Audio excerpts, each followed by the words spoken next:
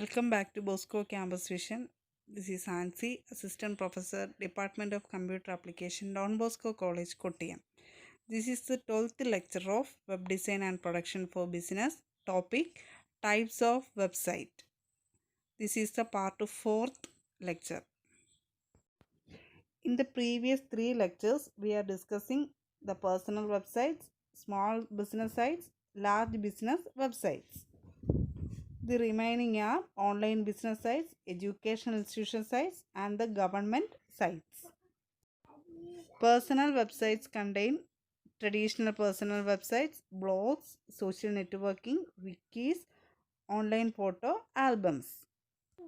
Small business sites contains decide your domain name, choose a web host, build your pages, test and publish your website, market your website on social media or search engines, maintain your site. Next, the large business websites contains information collection and management, web design and construction, unlimited domain email, other features and enhancement. Today we are going to discuss about online business sites, education institution sites and government sites. Online business sites. E-commerce is the process of selling products and services online. It is growing fast all over the world. The purpose of e-commerce website is to reach the online market and do business all over the internet. These types of websites will have one or more payment gateways to process online transactions. Online business വേണ്ടിയിട്ട് എന്ത് ചെയ്യുന്നു, website create ചെയ്യുന്നു. അതാണ് പറഞ്ഞിരിക്കുന്നത്. E commerce എന്ന് പറഞ്ഞാൽ എന്താണ്? E commerce is the process of selling products and services online. ഓൺലൈനിൽ എന്താണ് പ്രോഡക്ട്സ് സർവീസസ് ഒക്കെ സെയിൽ ചെയ്യുന്നതിനെ പറയുന്ന പേരാണ് ഇ കൊമേഴ്സ് എന്ന് പറയുന്നത്. ഈ ഇ കൊമേഴ്സ് വഴി നമുക്ക് പ്രോഡക്ട്സ് ഒക്കെ എന്ത് ചെയ്യാൻ പറ്റും? സെയിൽ ചെയ്യാൻ പറ്റും. ഈ ടൈപ്സ് ഓഫ് വെബ്സൈറ്റ്സ് എന്ന് പറയുന്നത് ഇതിന് ഒരുപാട് പേയ്മെൻറ്റ് ഗേറ്റ്വേസ് കാണും. എന്താണ്? ഓൺലൈൻ ട്രാൻസാക്ഷൻസ് നടക്കാൻ വേണ്ടിയിട്ട്. For example eBay.com, Amazon.com. ഈ ഒരു കാലഘട്ടത്തിൽ എല്ലാവരും എന്താണ്? ഓൺലൈൻ ഷോപ്പിങ്ങിൻ്റെ ആളുകളായിരിക്കും. അതുകൊണ്ട് തന്നെ എല്ലാവർക്കും അറിയായിരിക്കും. ഇതിൻ്റെ ഒരു ബെസ്റ്റ് അഡ്വാൻറ്റേജ് എന്ന് പറയുന്നത് എന്താണ്? 24/7 എന്തായിരിക്കും? വർക്കിംഗ് ആയിരിക്കും. Also in e-commerce business organizations, generally a section of staff is dedicated for the maintenance and management of the sites. Next, what steps for creating an online website? First one is register your domain name. Second one, purchase a web hosting server. Third one, purchase shopping cart software. Fourth one, design your e-commerce website. Fifth one, choose an e-commerce payment system. And the last one is marketing your e-commerce site. First ഒരു domain name register ചെയ്യുക. അത് കഴിഞ്ഞ ശേഷം എന്ത് ചെയ്യണം? ഒരു server, ഈ വെബ്സൈറ്റിനെ host ചെയ്യാൻ വേണ്ടിയിട്ട് ഒരു സെർവർ പർച്ചേസ് ചെയ്യുക. അത് കഴിഞ്ഞ ശേഷം ഒരു ഷോപ്പിംഗ് കാർട്ട് സോഫ്റ്റ്വെയർ പർച്ചേസ് ചെയ്യുക. അത് കഴിഞ്ഞ ശേഷം വേണം എന്താണ് നമ്മളുടെ ഈ ഇ-കൊമേഴ്സിൻ്റെ വെബ്സൈറ്റ് ഡിസൈൻ ചെയ്യണം. ഫിഫ്ത്ത് വൺ എന്ന് പറയുന്നത് choose an e-commerce payment system. അതായത് ഒരു പേയ്മെൻറ്റ് സിസ്റ്റം എന്ത് ചെയ്യണം? ചൂസ് ചെയ്യണം. ഇതുവഴിയാണ് ഈ പേയ്മെൻറ്റ് നടത്തേണ്ടത് എന്നുള്ളത് എന്ത് ചെയ്യണം? ചൂസ് ചെയ്യണം. ലാസ്റ്റ് വൺ എന്ന് പറയുന്നത് മാർക്കറ്റിംഗ് യുവർ ഇ-കൊമേഴ്സ് സൈറ്റ്. അപ്പം what are the steps four creating an online website എന്ന് ചോദിച്ചാൽ എഴുതേണ്ടതെന്ന് പറഞ്ഞാൽ your domain name, purchase A web hosting server, purchase shopping cart software, design your e-commerce website, choose an e-commerce payment system. Last one is marketing your e-commerce site. Then what is a shopping cart software? This is a key component of an e-commerce site, as the shopping cart allows site visitors to store items before they commit to buying them. E-commerce സൈറ്റിൻ്റെ ഒരു key component ആണ് shopping cart software എന്ന് പറയുന്നത്. ഈ shopping cart എന്ന് പറഞ്ഞാൽ ഈ സൈറ്റിൽ കയറുന്ന വിസിറ്റേഴ്സ് ഐറ്റംസ് സ്റ്റോർ ചെയ്ത് വെക്കാൻ പറ്റും. എപ്പോഴാണ്? വാങ്ങുന്നതിന് മുമ്പിട്ടായിട്ട് ഈ ഐറ്റംസ് എല്ലാം ആഡ് ചെയ്ത് സൂക്ഷിക്കുന്നതിനെ പറയുന്ന പേരാണ് എന്തെന്ന് പറയുന്നത്? ഷോപ്പിംഗ് കാർട്ട് എന്ന് പറയുന്നത്.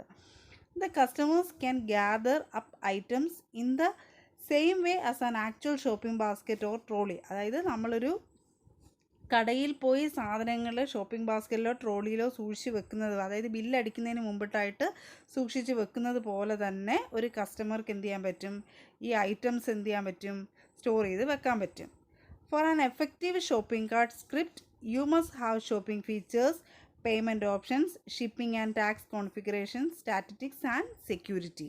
അതായത് ഒരു എഫക്റ്റീവ് ഷോപ്പിംഗ് കാർട്ട് സ്ക്രിപ്റ്റിൻ്റെ അകത്ത് എപ്പോഴും ആ ഷോപ്പിങ്ങിനെ പറ്റിയിട്ടുള്ള ഫീച്ചേഴ്സ്, എന്തൊക്കെ പേയ്മെൻറ്റ് ഓപ്ഷൻസ് ആണ് കൊടുക്കുന്നത്, പിന്നെ ഷിപ്പിംഗ് ചാർജ്, അവിടുത്തെ ടാക്സിൻ്റെ കോൺഫിഗറേഷൻസ്, സെക്യൂരിറ്റി എല്ലാം എന്ത് ചെയ്തിരിക്കണം, സ്പെസിഫൈ ചെയ്തിരിക്കണം. അതായിരിക്കണം ഒരു എഫക്റ്റീവ് ഷോപ്പിംഗ് കാർട്ട് എന്ന് പറയുന്നത്. Next one, online payment system. To accept and handle payments through your e-commerce website, you will need an e-commerce payment system which will accept electronic payments for online transactions. അതായത് ഈ online transactions നടത്തുമ്പോൾ എന്തായിരിക്കണം, എപ്പോഴും specify ചെയ്തിരിക്കണം ഏത് payment സിസ്റ്റത്തിലൂടെയാണ് transaction നടത്തുന്നത് എന്നുള്ളത്. Example പറയുകയാണെങ്കിൽ പേപാൽ, വേൾഡ് പേ, ഇതൊക്കെയാണ് ഓൺലൈൻ പേയ്മെൻറ്റ് ട്രാൻസാക്ഷൻസിൻ്റെ എക്സാമ്പിൾ എന്ന് പറയുന്നത്. The payment system should be incorporated into the website, which should be convenient and secure for the customers to use. ഇത്തരത്തിലൊരു പേയ്മെൻറ്റ് സിസ്റ്റം യൂസ് ചെയ്യുകയാണെങ്കിൽ യൂസേഴ്സിന് എന്തായിരിക്കും, കൺവീനിയൻറ്റും സെക്യൂറും ആയിരിക്കും. ഇ കൊമേഴ്സ് സൈറ്റിൻ്റെ ഒരു best advantage ആണ് online payment system എന്ന് പറയുന്നത്. Next one is marketing E commerce website. Once the e-commerce website is operational, you have to spread the word to attract customers. അതായത് once നമ്മുടെ ഈ വെബ്സൈറ്റ് മാർക്കറ്റിൽ launch ആയി കഴിഞ്ഞാൽ കസ്റ്റമേഴ്സിനെ ഈസി ആയിട്ട് എന്ത് ചെയ്യാൻ പറ്റും, അട്രാക്റ്റ് ചെയ്യാൻ സാധിക്കും. Another potential option to market your e-commerce website is to work with affiliate partners. Affiliate partners promote your brand, services or goods through their websites in exchange for commission. അതായത് അടുത്തൊരു option എന്ന് പറയുന്നത്, കസ്റ്റമേഴ്സിനെ attract ചെയ്യാനുള്ള അടുത്തൊരു option എന്ന് പറയുന്നത് affiliate partners ആയിരിക്കും. ഈ അഫിലിയേറ്റ് പാർട്ട്നേഴ്സ് ആയിരിക്കും നമ്മുടെ ഈ ബ്രാൻഡ് അല്ലെങ്കിൽ നമ്മുടെ ഈ പ്രോഡക്റ്റിനെ പറ്റിയിട്ട് പ്രൊമോട്ട് ചെയ്യുന്നത്. അവർക്ക് നമുക്ക് എന്ത് ചെയ്യാൻ പറ്റും, ഒരു കമ്മീഷൻ അവർക്ക് കൊടുക്കാൻ പറ്റും. അതായത് ഈ അഫിലിയേറ്റ് പാർട്ട്നേഴ്സ് എന്ന് പറഞ്ഞാൽ, നിങ്ങൾ എൻ്റെ വെബ്സൈറ്റിൽ നിന്ന് ഒരു പ്രോഡക്റ്റ് പർച്ചേസ് ചെയ്യുന്നു, ഈ പ്രോഡക്റ്റിനെ കുറിച്ച് പോസിറ്റീവായിട്ടുള്ള റിവ്യൂസും കമൻസും ഒക്കെ മീഡിയയിൽ കൊടുക്കുന്നു. ഒപ്പം ഈ പ്രോഡക്റ്റ് പർച്ചേസ് ചെയ്യുന്നതിനുള്ള ഒരു ലിങ്കും എന്ത് ചെയ്യുന്നു, അതിൻ്റെ കൂടെ കൊടുക്കുന്നു. ഈ ലിങ്കിലൂടെ മറ്റൊരാൾ ഈ പ്രോഡക്റ്റ് പർച്ചേസ് ചെയ്യുകയോ ചെയ്താൽ അതിൻ്റെ ഒരു കമ്മീഷൻ ഈ ആൾക്ക് ലഭിക്കുന്നു. Next one is educational institution sites.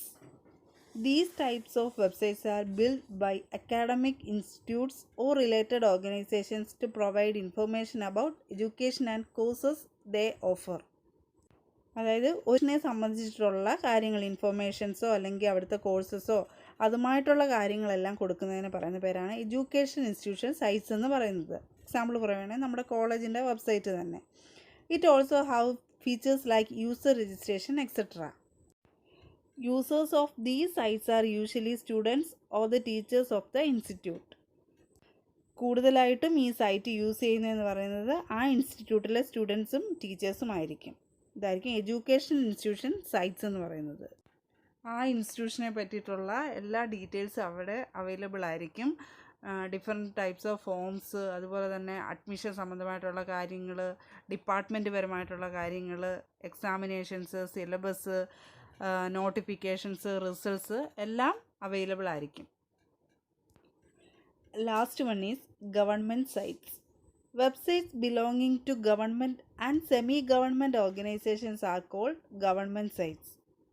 The domain name .gov is exclusively for government sites. ഗവൺമെൻറ്റിൻ്റെയോ അല്ലെങ്കിൽ സെമി ഗവൺമെൻറ് ഓർഗനൈസേഷൻസിൻ്റെയോ വെബ്സൈറ്റുകളെ പറയുന്ന പേരാണ് എന്തെന്ന് പറയുന്നത്, ഗവൺമെൻറ് സൈറ്റ്സ് എന്ന് പറയുന്നത്. ഈ ഗവൺമെൻറ് സൈറ്റ്സിൻ്റെ എല്ലാം ഡൊമൈൻ നെയിം എന്ന് പറയുന്നത് .gov എന്നായിരിക്കും. എക്സാമ്പിൾ നമ്മുടെ കേരള യൂണിവേഴ്സിറ്റിയുടെ ആണെങ്കിൽ തന്നെ കേരള യൂണിവേഴ്സിറ്റി .gov എന്ന് പറയുന്നു. അതുപോലെ തന്നെ PSCയുടെ വെബ്സൈറ്റായ കേരള PSC.gov എന്നിവയാണ്. Going online allows people to skip the process of queuing in order to pay taxes, seeking legal aid, get latest political news, or even applying a job in government sector. Government sites എല്ലാം ഇപ്പോൾ online ആക്കിയത് കൊണ്ട് തന്നെ എന്താണ് പോയി Q നിന്ന് ഓരോ കാര്യങ്ങൾ ചെയ്യേണ്ടതില്ല. എല്ലാം വളരെ ഫാസ്റ്റായിട്ടും കൺവീനിയൻ്റ് ആയിട്ടും സെക്യൂർ ആയിട്ടും നമുക്ക് എന്ത് ചെയ്യാൻ പറ്റുന്നു. ഗവൺമെൻറ് പരമായിട്ടുള്ള എന്ത് കാര്യങ്ങളാണെങ്കിലും ഇപ്പോഴെന്താണ് വെബ്സൈറ്റ്സിൽ അവൈലബിൾ ആണ്. ഗവൺമെൻറ് സെക്ടറിലെ പല സർവീസസുകളും നമുക്ക് ഇപ്പോൾ കാലതാമസം കൂടാതെ ഫാസ്റ്റായിട്ട് നമുക്ക് ആക്സസ് ചെയ്യാൻ പറ്റുന്നു. അപ്പോൾ ഇതുവരെ നമ്മൾ ടൈപ്സ് ഓഫ് വെബ്സൈറ്റ് ആയിരുന്നു. First one personal website, second one small business sites, third one large business websites, fourth one online business sites, fifth one educational institutional sites, and the last one is government sites. Today's assignment question is, first one, define online sites, second one, what is educational sites, and the third one is, what is government sites.